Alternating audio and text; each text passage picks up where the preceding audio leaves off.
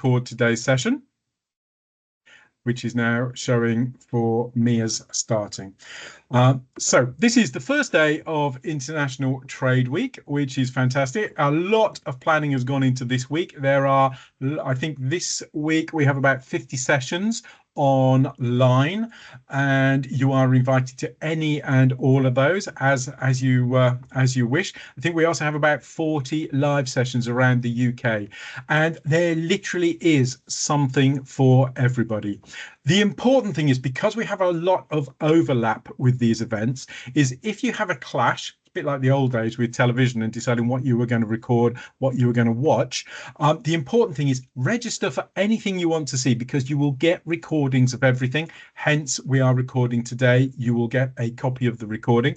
And the same goes even if you register for something else. We have a session on Saudi at the moment, for example, and it could well be that you wanted to catch that. Well, if you've registered for it, you will catch it, because you'll get the recording come through. So really, really important.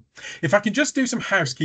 So we have questions and answers, Q&A on today, and you'll see that on the top of your screen in your browser.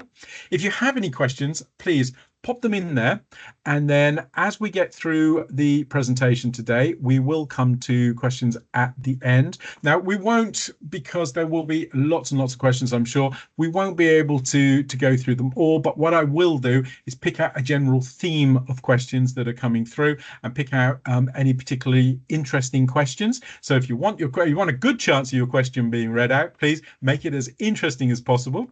And we also have a feedback form, and I put that in Q&A already, and the feedback form allows us to make sure that we're keeping everything according to what you wanted to see. So if you can give us feedback on today's session, we would really appreciate it. It helps us to make sure we keep everything as per your expectations, really, and we do read them. We do actually make an awful lot of changes as a result of that feedback.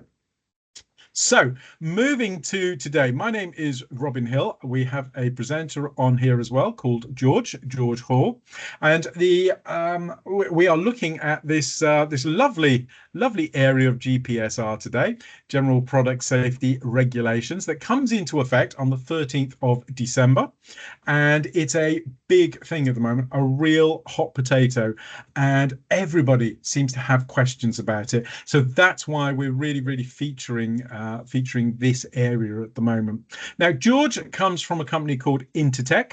Now, for those of you that haven't heard of Intertek, they are a leading total quality assurance provider, and they are going to be able to make sure that their clients, and they are global, so they've got clients all over the world, that any products that they take to market comply to safety and general compliance. Hence, we're talking about GPSR today with them. Now, I'm not going to steal too much of George's thunder, because it's him that you've come to listen to. So at this moment, George, I'm going to pass over to you and let you do your thing. Thank you very much. Brilliant. Thanks, Robin. Morning, everyone. I've prepared a slide deck, so let me just load that up for everybody to see.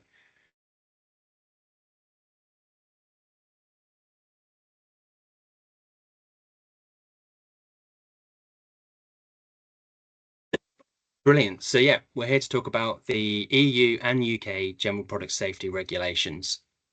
I would start with a small caveat that obviously in this short session, I can't cover every single piece of text within the regulations. There's a lot in there, and I've taken the time to try and prepare something here that's going to be as relevant to as many people as possible.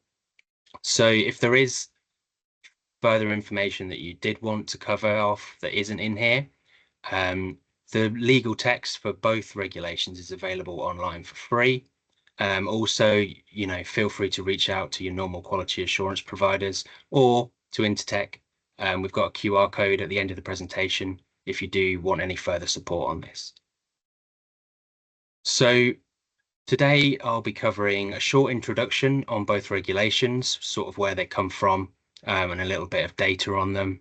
Then I'll be going through some key changes that are coming with the EU General Product Safety Regulation. Following that, I'll go over some of the key roles that both regulations define, as well as the responsibilities that are assigned to those roles. Then we'll have a quick overview of the labelling requirements before we also review the general safety requirement that both regulations put into play. Then we'll finish up with a quick look at what your obligations are if you have a non-compliant product, as well as recall actions.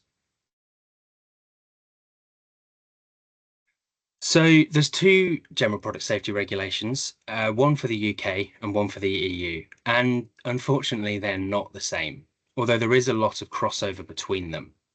So if you wind back time to 2001, the EU brought about the EU General Product Safety Directive. Because this was directive and the UK were part of the EU at the time, every member state has to implement the rules of a directive within their own law. So that's what the UK did, and that's where we get the UK General Product Safety Regulation from. That was in play in the EU as well until very recently, when the EU revised the directive and have now published the EU General Product Safety Regulation, which is EU Regulation 2023/988. So we can consider that both of these regulations came from the same source originally, but now they have separated. So the EU Product Safety Regulation builds upon the foundation that the EU set with the directive and strengthens it in various respects, which we'll briefly cover in a second. And the UK Product Safety Regulation implements the old EU General Product Safety Directive into UK law. And since Brexit, nothing's really changed with the General Product Safety Directive in the UK. It's really only editorial changes referring back to the UK rather than the Union. So both regulations provide a legally enforceable way of ensuring that all consumer products are safe, and they act more of as a safety net to capture all products that may or may not be covered by their own specific regulations. So a little bit of data on safety recalls here. Within the EU safety gate, which is where products are notified in the EU when there's problems, there were 3,412 alerts in 2023 where there was dangerous products identified. And you can see from the charts here, there's a breakdown of the product categories where these have been notified against and the three most common risks that have been notified. And then for the UK, between the 1st of April 2023 and the 31st of March 2024, there was over 2,000 notifications, again, involving over 2,500 products. 30% of those were noted as presenting a serious risk to consumer safety. And you can see from the charts here, again, a breakdown of product categories and harm types. Not the same as the EU, and that's likely to be down to the way that enforcement actions have been focused and what's been sort of on the minds of enforcement authorities. So I mentioned that these are a bit of a safety net regulations. The sort of official term is a framework regulation. And this is really to do with the scope. So rather than being like the Toy Safety Directive or the Low Voltage Directive, which apply to specific product categories, the General Product Safety Regulations instead apply to broadly anything that's outside of the scope of any of those other product-specific regulations. So you're also covering there anything that's partly covered by another regulation. So, for example, if you have a food contact item, such as some plastic Tupperware, that would clearly fall under the food contact regulations, both in the UK and in the EU. But that doesn't cover the physical safety of the product. That only covers the safety of the product so far as its contact with food and drink is concerned. So you would apply the food contact regulation in this example to check that that aspect of the product safety was covered and was safe, but then you would still need to address the physical safety and any other chemical risk that the product may have. So small parts, sharp points, sharp edges, that sort of thing, which would then be covered under the General Product Safety Regulation. I would also point out that if your product is only subject to the General Product Safety Regulation, then you are not putting a CE or UKCA mark on it. It's not a marking regulation in that regard. So what's changing with the EU General Product Safety Regulation? Well, firstly, it's going to be replacing the General Product Safety Directive, which is currently in force in the EU, and also the Food Imitating Product Directive. So both of those will be repealed and replaced with the General Product Safety Regulation. The new regulation modernizes the framework, and it's really been changed to address the challenges posed by the digitalization of our economies. So online trading specifically is a heavy area of influence that was really considered when they were bringing about the new regulation. Essentially, it still requires that all products on the EU market are safe, but this is bringing about new obligations for different roles that weren't previously in the directive in the same way, and continues to apply to all non-food products and through all sales channels. So it doesn't matter how you're selling the product. If you're selling it into the EU, then you're going to need to comply with the General Product Safety Regulation, essentially. So where did we get to where we are today? Well, back in June 2020 was when the roadmap was first published for the new General Product Safety Regulation within the EU. This was provided for public consultation and feedback, which was then again reviewed. And by November 2022, we had a provisional agreement, both by the Council of Europe and the European Parliament on a text and a plan. Then, a few months later, by the end of April, both the Parliament and the Council had officially adopted the new text for the new regulation. And then shortly after that, it was published in the official journal of the European Union, which essentially cements it into law at that point. Since then, we've been in a transitional period, which was put in place for 18 months to allow for businesses to be prepared for the new changes and to give them time to actually implement the actions that they needed to in order to remain compliant with the new regulation. That comes to an end on the 13th of December. So hopefully this isn't the first you're hearing about it, because it has been ongoing for the past 18 months. So at that point in December, the old directive will be officially repealed and is no longer applicable. And the General Product Safety Regulation officially comes into effect and is enforceable from that point. So the objectives that they had when they were thinking up the new changes and bringing about the new regulation were that they wanted to ensure the safety of all products, including those linked to new technologies. So there's now reference to psychological harm, cybersecurity in there as well, which weren't specifically in the old directive. They really wanted to address the challenges that they were finding with enforcement of online marketplaces. This was a big problem and still is a big issue for enforcement authorities across Europe. And they also wanted to ensure more even enforcement of the rules across all member states and across all sales platforms. And finally, they had noted that there was often some level of poor effectiveness with recalls, often down to the wording that was used on them. So they wanted to try and strengthen how the recall process was implemented. And now that's actually given in the text of the regulation as well. So what else is new in there?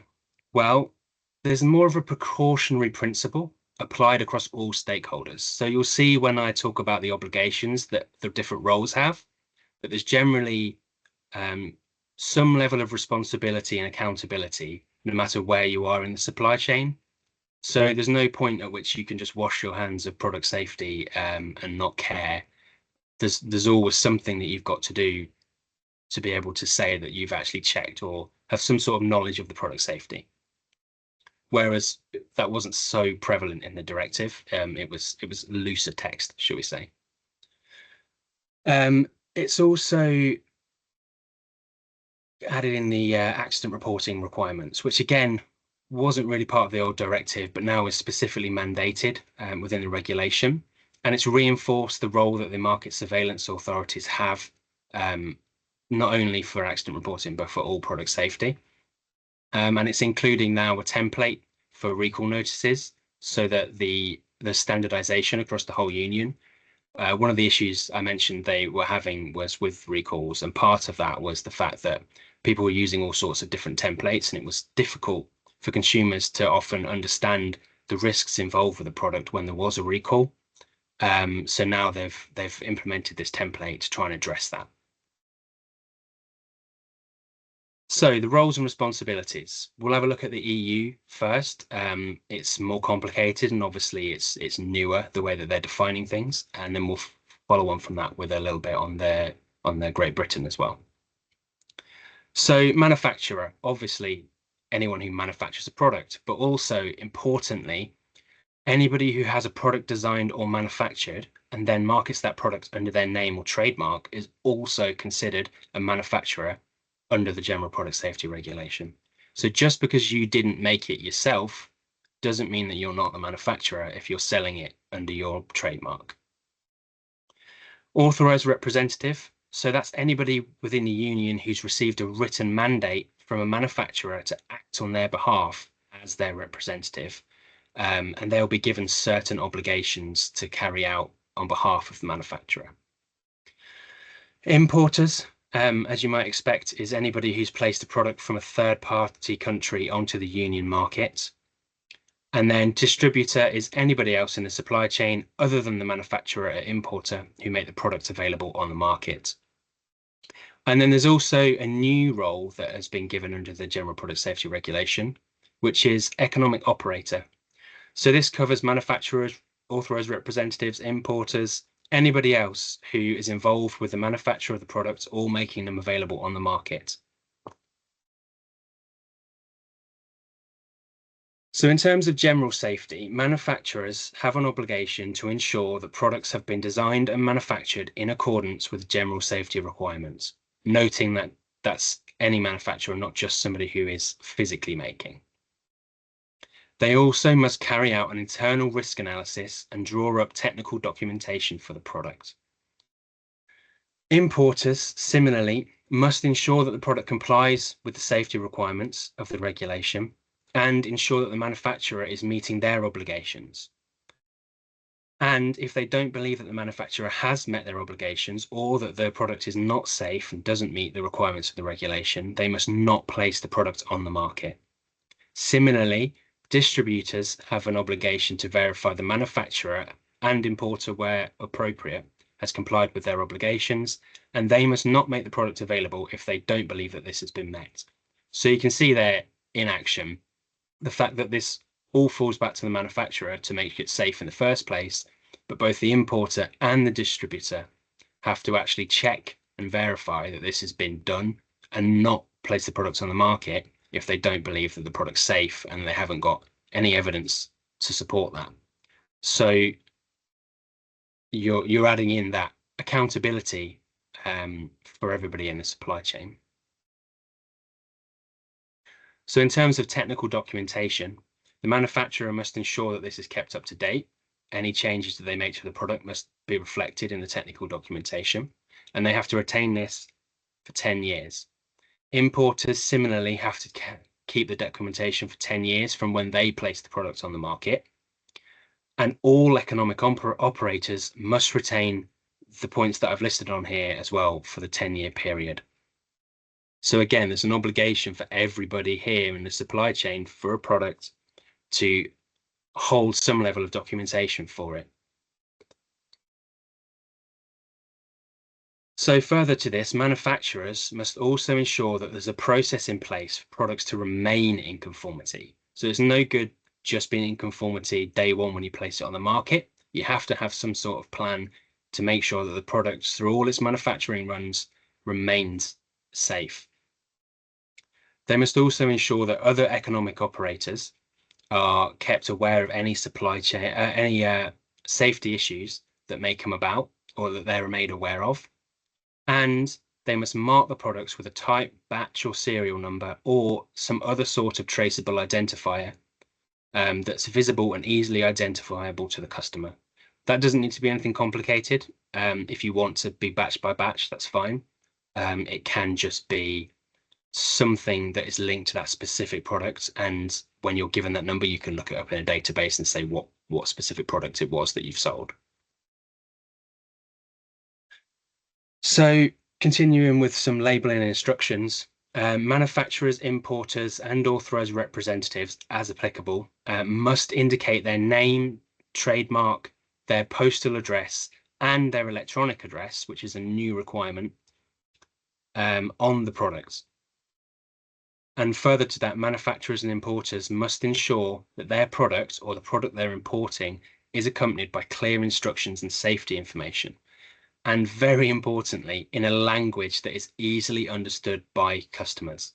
So if you're selling into 12 different EU countries, the safety instructions and information need to be in all of the official languages of those countries, because otherwise it doesn't meet the requirement for being easily understood.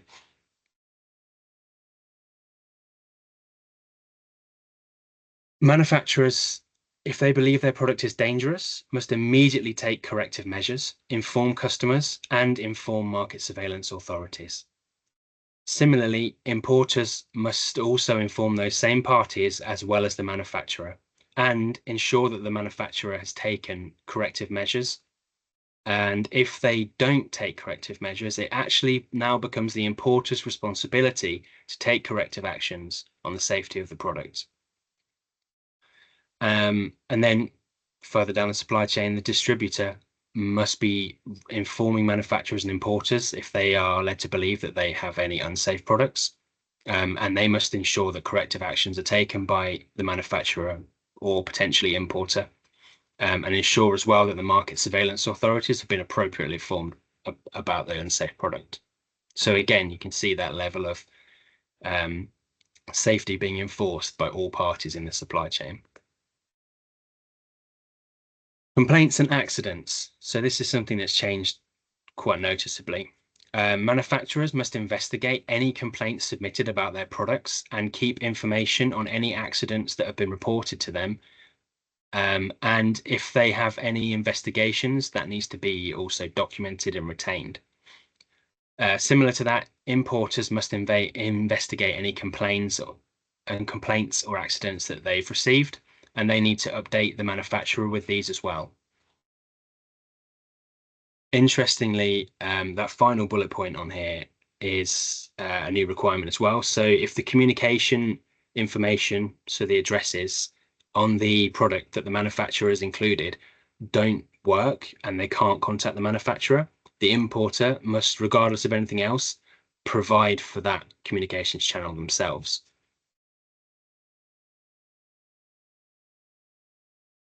So there are some other responsibilities on top of all this. There's obviously quite a lot here, and this isn't even the full requirements we're going on here.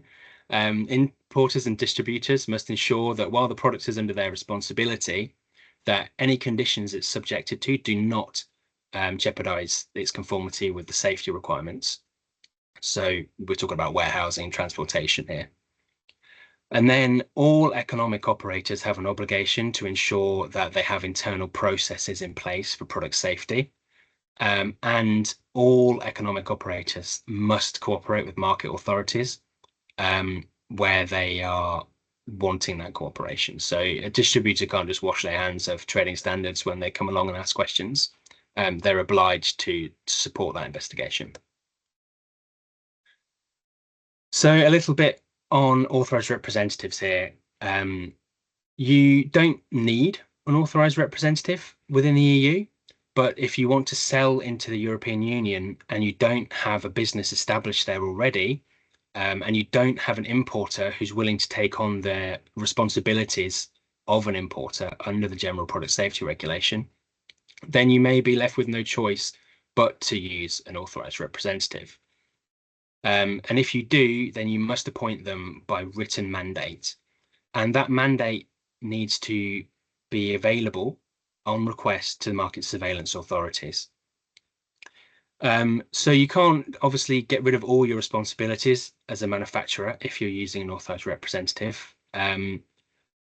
It doesn't work like that, but you do have to obviously relinquish some of those responsibilities in part to your authorized representative so that they can support product safety within the European Union. So the specific bullet points that I've given here about providing information to market surveillance authorities, not if you're an authorized representative, not placing it on the market if you believe it's dangerous and informing the manufacturer. Those are things that an authorized representative must be able to do by mandate, but it leaves it open for other responsibilities as well. But the key point is that none of those responsibilities can include not being responsible as a manufacturer. Ultimately, if there's problems with the product, the authorized representative does have an obligation to highlight that and support investigation of that, but ultimately you're still the manufacturer and you're still responsible.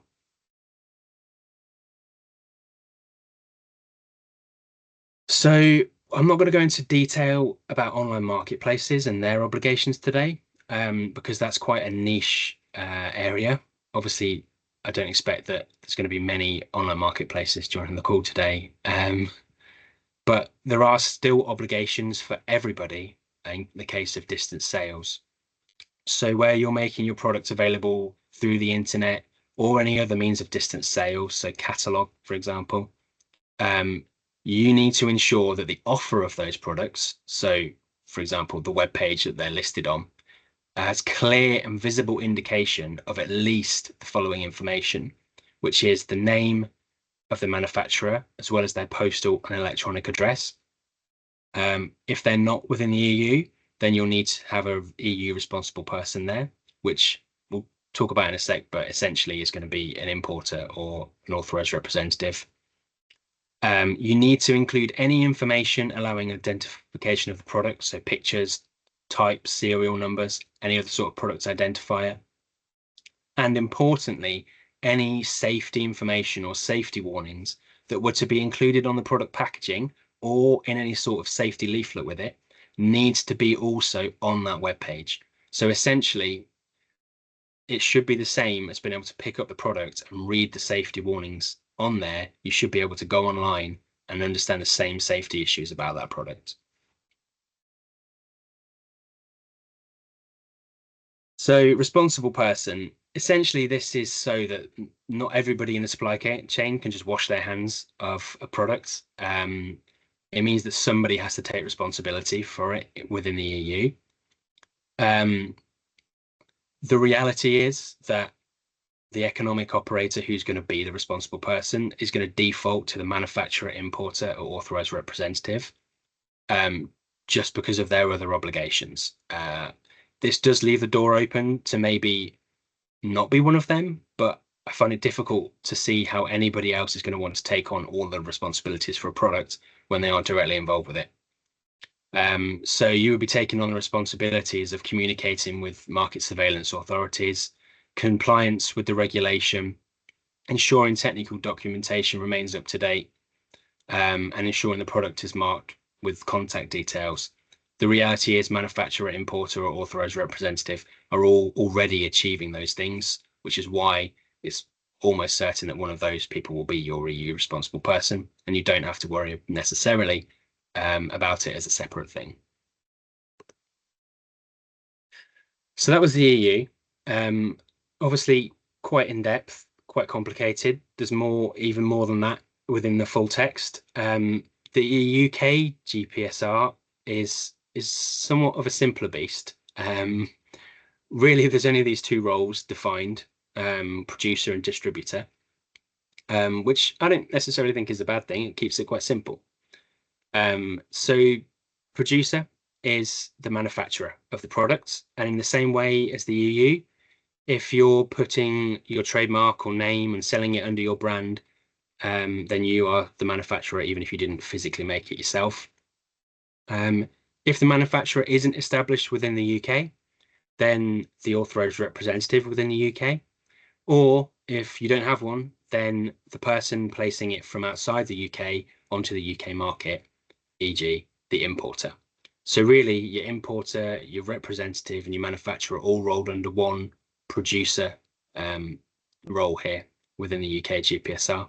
And then you've also got distributor, which is basically anybody else that isn't the manufacturer, importer, or representative that is involved with the supply chain.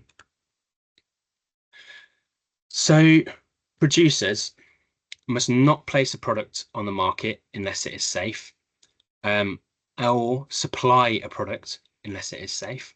And they must not offer or agree to place a product or supply a product onto the market, or possess a product for supply unless it is safe. And they must also label the product with their name, address, where they can be contacted. Note there that there's no requirement for electronic address. That's only within the EU General Product Safety Regulation. Producers must also provide customers with information to help them assess the risks of a product that aren't immediately safe. So, for example, warnings. And this is an important bit, must take positive action that allow them to judge the level of risk that a product poses. So essentially, you must perform a risk assessment, because how else are you going to be able to do that? You must also react to any risks identified in the product. So whether that's modification, withdrawal, or a recall, as long as you're addressing any risks identified, then that's fine. And then distributors, they mustn't supply a product which they know does not comply or is not safe. They must participate in the monitoring of products on the market. They must pass on any information they get regarding the risks of the product. And they generally need to cooperate with enforcement authorities. So you can see that there's a lot less complication here. It's more to the point. So we'll move on now to arguably the most important part of both regulations, which is the general safety requirement. So within the UK, the wording is that producers shall only place safe products on the market. And within the EU, economic operators shall place or make available on the market only safe products. So this is the key point about making sure it's safe. Now, that does beg the question of, well, what is safe? What's a safe product? Well, there's a definition for that. Any product which under normal or foreseeable conditions of use presents no risk or only the minimum risk compatible with the product's use, which is consistent with a high level of protection for consumers. So there's two key points in there, really. First of all, normal or foreseeable use. So just because you've designed a product one way, it may be that there's reasonable foreseeable use different to that. And if that's the case, you should be accounting for that reasonably foreseeable condition of use when you're considering the safety of the product. Second of all, presents no risk or only the minimum risk. So there's no requirement necessarily to eliminate every possible risk from a product, providing that any residual risk is minimized as far as possible and is compatible with the product's use. So what that means is essentially you've got to risk assess further any residual risks that you've not been able to eliminate from the product. A good example of this would be candle, for example. You're starting a fire and then putting it in your house. There's always going to be a risk with an open flame. However, it's well accepted, it's well known, it's compatible with the product's use. So providing you comply with the candle standards, for example, that look at the burning temperament of the candle and it can pass that, then you could consider that the risk for, just bursting into a ball of flames is probably quite well controlled or at least minimized, and therefore could still be considered safe, even though there is an inherent risk there. So there's something called presumption of conformity as well, whereby if you test and conform to a harmonized or designated standard, then you can presume that the product is therefore safe in respect to the aspects of that standard. Now, this is only a presumption. It can be challenged in court. And importantly, this only extends as far as the standard does. So if the standard for the product that you've got only extends to physical safety, then clearly you can't assume presumptive conformity for any chemical parts of that product. You would then need to conduct further testing or review to ensure that any risk in relation to any other part of the safety and any other hazard that was identified that wasn't included by that harmonized or designated standard was also sufficiently addressed.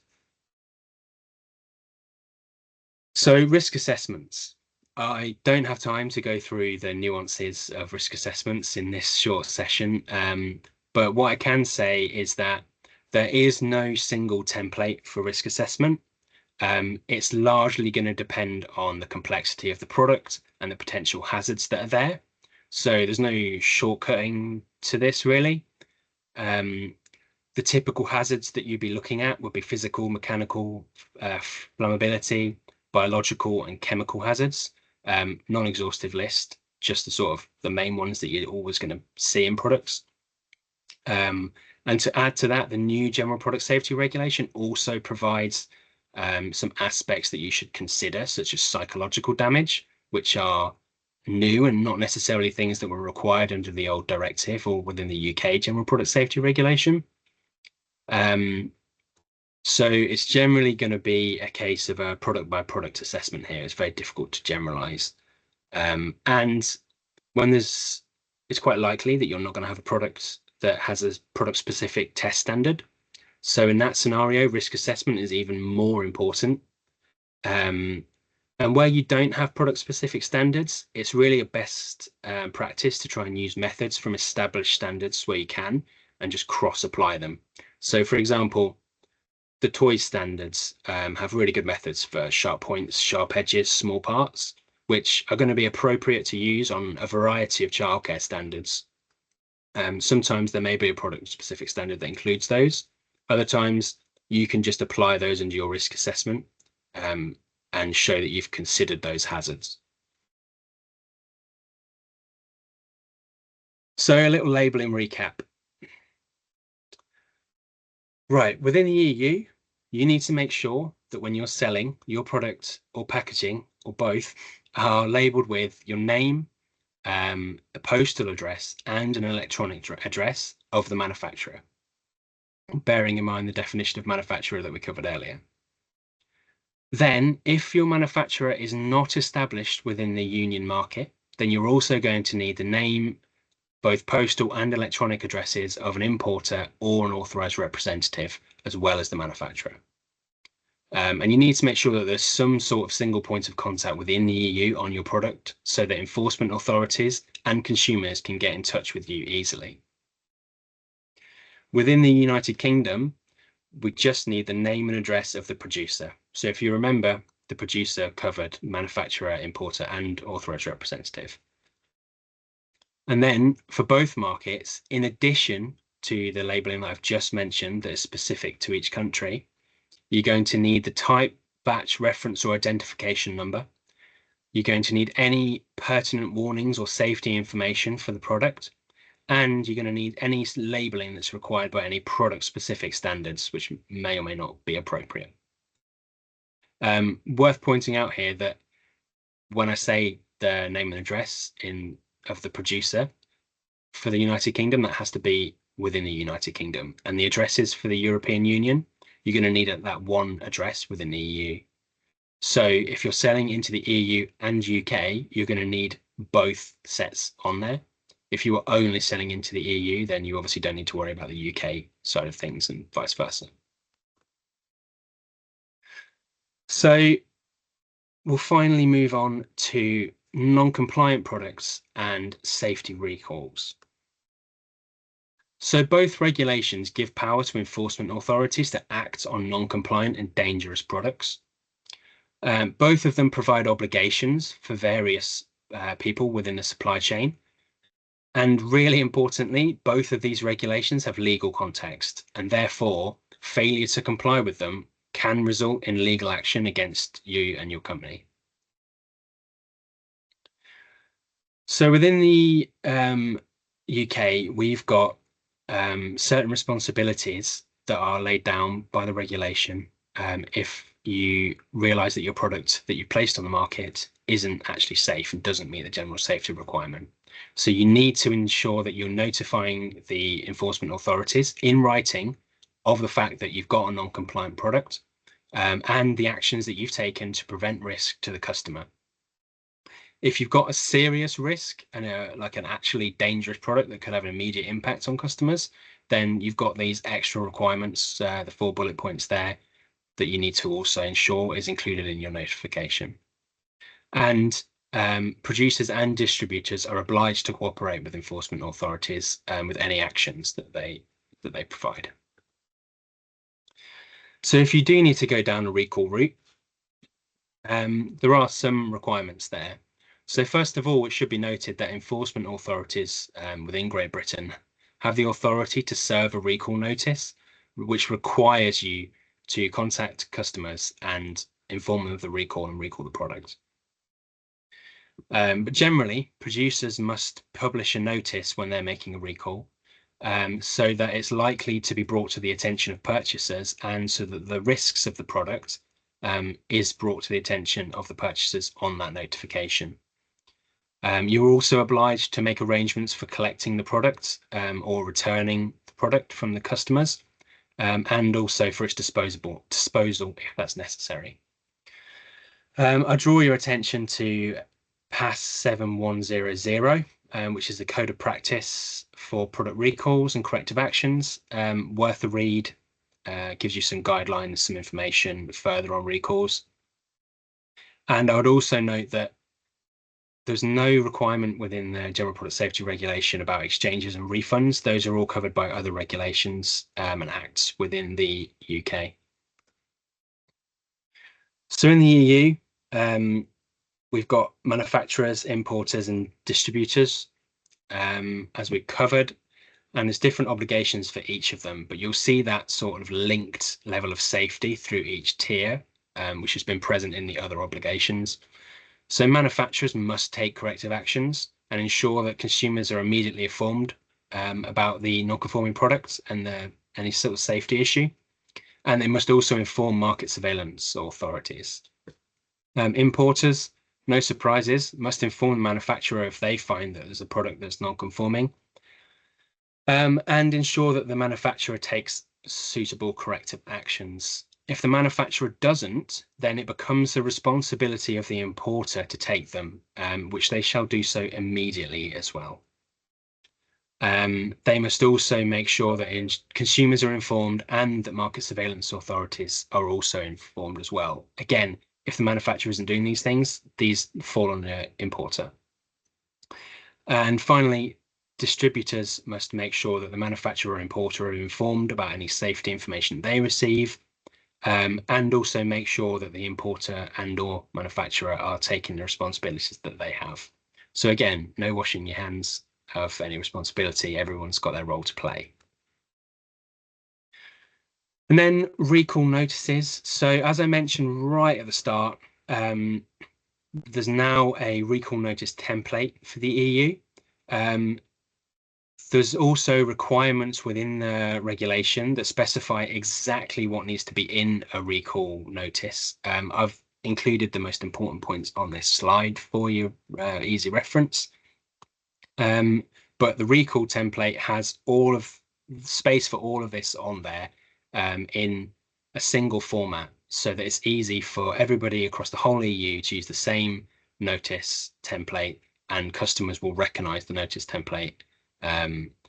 The idea being that at the moment everybody uses different stuff, and it's quite difficult for consumers to understand maybe what's going on, or whether there's a difference between different templates because different people use different ones and different wording.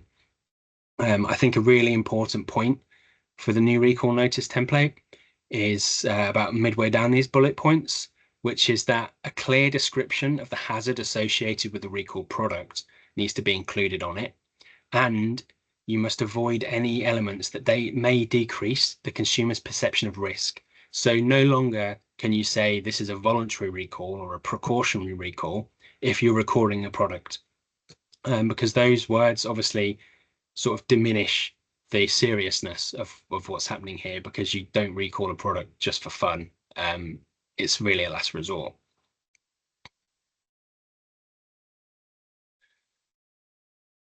And then finally, now the General Product Safety Regulation within the EU has what is called recall resolutions.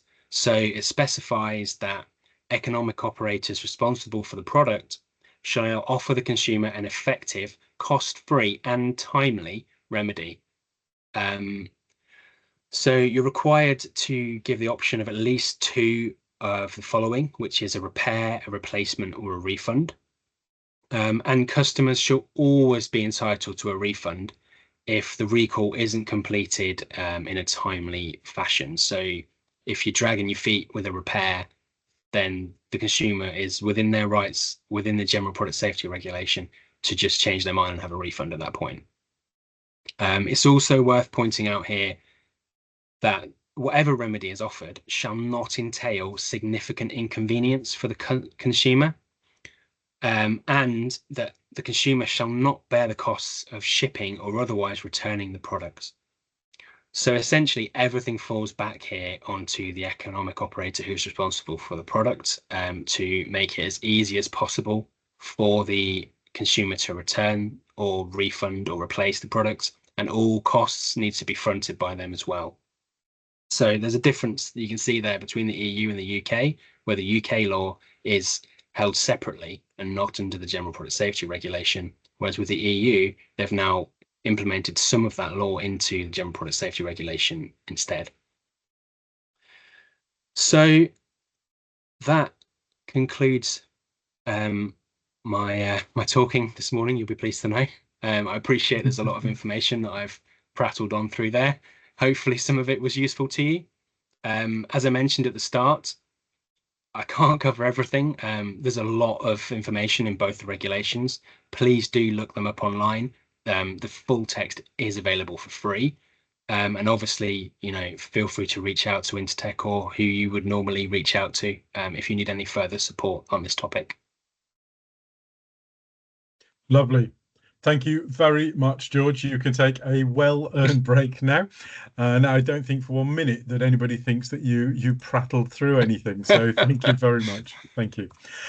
Now, George has very kindly put up the QR code for Intertek there. So if anybody does have any questions that they'd like to sort of follow through, then by all means you can scan that. Equally, in the Q&A, I put in a link. You go into the first post on there, and you'll also find a click-through link on there that will take you through to the same position. And the reason for stressing that to you is I've had many questions. So what I've had to do is choose the top few or so. So George, this is where you come back in, but you can be very selective now and hopefully nice punchy short answers. So I'll click on Joe asks, for selling UK products in the EU, what's the best practice of indicating country of origin on labels? Should we use made in the UK, made in UK, or made in Britain or Great Britain? So there's no requirement for general products to have a country of origin within the EU. That's only for selected products like food. So it's essentially up to you. Whatever you feel is clearest and most representative of the product that you're making and where it's been made. There we go. So hopefully, Joe, that helps. And as the lead on Export Academy in Wales, I've also seen made in Wales. So you can even go down to that level depending on where your company is based. Gareth has come up with a question: where does NI fall into this? UK GPSR or EU GPSR? So that's a good question. And because of the Northern Ireland Protocol, you still have to allow the EU sort of access for free trade between Ireland and Northern Ireland. Generally, we would say probably go with the EU. I think that's probably the best option. But also consider that you are technically part of the United Kingdom. So if you really wanted to ensure that you weren't going to have any problems, I would comply with both. Safe option. And which I was going to say, sorry. which shouldn't be too complicated in the sense that the safety requirements are the same. So the backbone of both regulations is the same fundamentally. Okay, and Gareth, just as an addition to that, I'm doing an in-conversation session with an export champion based in Northern Ireland tomorrow, and it could well be that if you want to register for that, it's 12 to 12:30, and ask a similar question, then you would get a hands-on answer in terms of somebody running their business in Northern Ireland already. So, question from Dave. I assume the slides will be sent out. Yes, Dave, slides and recording are being sent out. So that's just so that everybody knows. Is it right to understand, this is from Crystal, that if the products are for sale business to business and are not intended for sales to end users and consumers, GPSR does not apply? That's incorrect. If you're putting it onto the market, it doesn't matter whether it's a business user or a personal user. There we go, Christelle. So one mistake avoided, hopefully, there by understanding that. And thanks for that, George, clarification. Question here from Andy. We have stock in a 3PL in Germany. It's not GPSR compliant. We distribute to other EU countries from this base. Is GPSR applicable to all goods that enter the EU after the 13th of December, or will it apply to stock already in the EU? And this is a question that has popped up over and over. So this is just one that's indicative of that general theme. What are the rules relating to my stock that's already there after the 13th of December? If you've already got stock on the market, then you should be okay. But obviously, anything else entering the EU after that time needs to comply. Question from Sandra. Will the website address be acceptable as the electronic address? So there's some lack of clarity around what electronic address actually refers to, but it's not been given an official Q&A, I don't believe, but no is the short answer. It needs to be something that is a direct link to some sort of communications platform. So, for example, if you had a contact us page, a link to the contact us page is really what they're after. But I would caveat this with, we don't know how strictly this is going to be enforced. It could be that they decide through enforcement that actually they're not going to bother enforcing people if they've got a web address, a general web address on there. It could be that they want to be quite strict about it, and if you've not got that direct link to a contact form, then they're going to bring some sort of enforcement action. So I would say, if you want to make sure that you're definitely 100% going to be compliant with that, use a direct link. If you're willing to maybe take the risk, then go for just general web address. Okay, another question here from Anonymous. Do these regulations apply for bespoke and custom products? Our customers place direct orders to their own specification under specific direct contracts. Our products are not generally available on the market. Do the regulations therefore apply? I would say that you might want to take that up offline, because there could be quite a lot of complication to that. Lovely. Are there any requirements? Are there any requirements for the written mandate for authorized representatives? Would an email be accepted, or does it need to be a letter? I would say check the exact wording of the regulation, because what I gave on here was only a brief extract from that. I don't believe it gives a specific about whether email or not would be acceptable. But I would probably err on the side of caution, considering it's meant to be a legal document that is providable to enforcement authorities upon request. Right, so a bit more due diligence on that one. Sorry, didn't have your name. That was an anonymous question. Jessica, if your importer becomes the EU representative, must they relabel the product with their address and electronic address? And must the company be based in the EU? So an EU importer or authorized representative has to be based in the EU, yes. And they, regardless of which one of those two it was, they would need to include their name, address, electronic address on the product, yes. That can be in addition to the manufacturer address. Okay. Claire, how will products entering Northern Ireland be checked for EU details when being shipped from mainland, from UK? Which regulation will take priority? I don't know how they will be checked. I assume they will be checked at the port. That isn't normally an area that we cover off, unfortunately. Sorry. Okay. John, we buy and sell used golf clubs. These are sold without packaging, which is the first challenge. Would we need to create some to put the information on, or can we drop the information into the boxes we send the goods in? Secondly, as used goods, where outside the journey these goods normally or originally traveled from manufacturer to consumer, is there any allowance to help navigate this? I'm not aware of any allowance to navigate it, no. In terms of labeling information, if you're working offline like that, yeah, I mean, there's no reason why you couldn't put a label in or from personal experience, when I've had golf clubs shipped, I've had them where the elastic bands have clubbed together the shafts. So including like a swing tag on that with the information would be perfectly reasonable. Okay. Danielle or Daniel, can you briefly expand on the need for a responsible person when selling into the UK as a UK company? Is it as simple as calling an EU distributor a responsible authority? No. So if you would have to, there are companies that specialize in this, um, and you would have to contact them and have a written mandate between you and them to say what responsibilities that they were going to hold within the EU market on your behalf. So you would have to seek out somebody willing to be your authorized representative and have that conversation with them.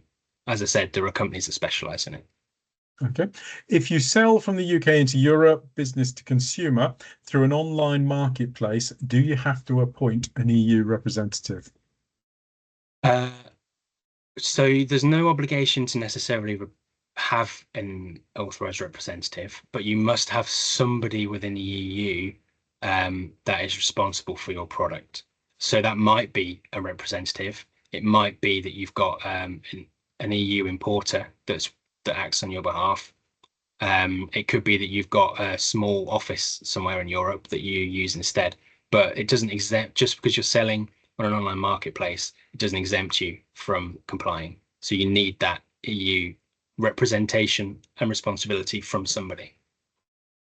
Okay, we're exporting fairly generic products into the UK, vinyl records and CDs. The content is different on each line, but the products are broadly similar to millions of others, and the use of the product is widely understood. Do we need to provide instructions and safety warnings in multiple languages?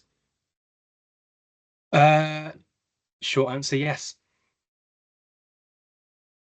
And what does that look like in reality for that for that kind of situation? So I would say that yes, obviously the well-known use of a CD is is well established. Yeah, fair point.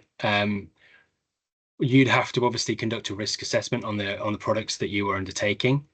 Um, so you would obviously say in that yeah, there's likely to be very few risks with a CD or a vinyl.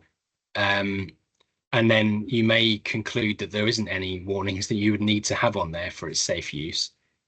So I think that's something you need to consider when you were doing your risk assessment, first of all. But if you do find that you needed to have warnings on there for its safe use, then yes, you would have to include them in multiple languages. Although I would say if you're selling, sorry, if you're selling into the UK, obviously you'd only need the English, but yeah, with the EU, you would need the various languages. Another question, anonymous. With regard to labeling and an EU authorized representative, does label mean the physical product label, or can the authorized representative's name be simply included in the user manual and or on shipping documentation, for example? So sorry, the physical product, but that can include its packaging. Lovely. Um, I've somebody's made a comment here. Grantley suggest use a QR code linked to Biodoc to show the instructions language requirements. Okay, so that may well help that last question there. Another one here: can batch codes be printed on product packaging or applied on a sticker, or do they need to be permanently printed on the product? So Permanently on the product is obviously number one preference. If for some technical reason that's not possible, for example, it's just too small, then having it on the packaging or stickered would be acceptable as long as it's not going to easily come off. It's not going to be easily removed in that sense. Okay. Is instructions and safety information in each language, would that be acceptable via a QR code? Uh, I would say that is a dangerous game to play because what about a customer who doesn't have a phone or who doesn't have that accessibility to internet through a phone? So I would default to physical rather than QR on that. Okay. And final question, because I appreciate we've gone over slightly, and you've been very good, very patient with us here, George. There are just so many questions. I'm trying to pick the best from Kelly. Hi, George. I believe under the EU GPSR, you would be considered an online marketplace if you sell product from traders. What if you sell other brands or concessions, but they are their own manufacturers, not traders? Are you considered an online marketplace? Good question. So